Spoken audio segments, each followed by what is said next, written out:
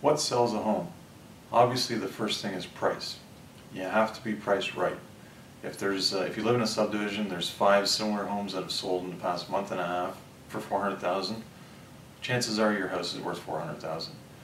If you want to price it a little bit higher, that's possible with the skill of the agent.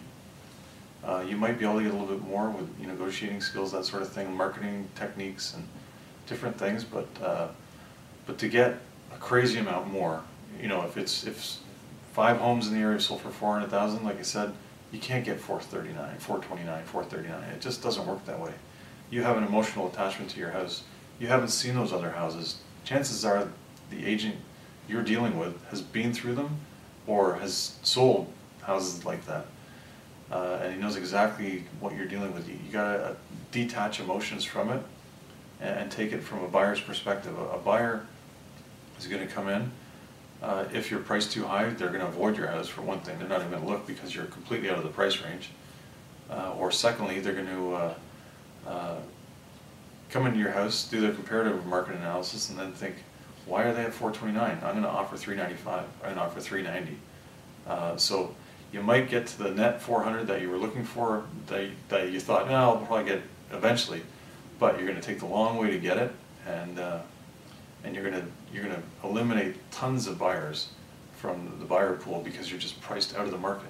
And another factor you got to think about is if another home pops up of the same model and it's priced at $400,000, they're going to come to your house at $429. They're going to go directly to the other house at $400, and they're going to naturally say, "Wow, this is $30,000 cheaper. I'll take this."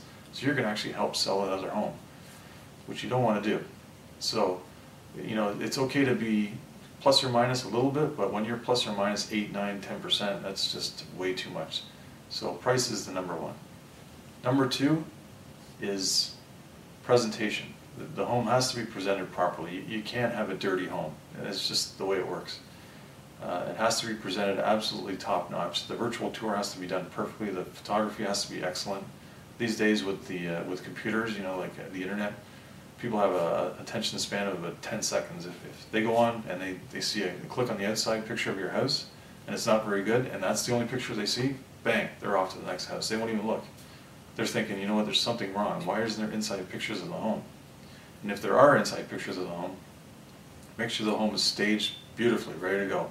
Just like a model home, because when you think about it, when you go to a builder to buy a home, you go through the model because they want you to imagine living here in this bedroom that has 50 pillows on the bed. Meanwhile, nobody really lives like that. So, think of that. Presentation is huge, and just by presenting the home properly, you can get a little bit more for the sale. Third thing is agent reputation. If you're dealing with an agent who has a reputation of being a little bit tough to deal with in the neighborhood with regards to other agents are they're not going to avoid them, but they're going to feel uncomfortable, and they're going to educate their buyers about the practices of that agent. And chances are, you're going to limit the number of buyers that are coming through just because you picked somebody who has a bad reputation. And a lot of communities are small. Reputations get around pretty fast, and if you have somebody who has a bad reputation, then my recommendation is move on, use somebody else. So those are the big three. Price, presentation, agent reputation. Stick to those, you'll be fine.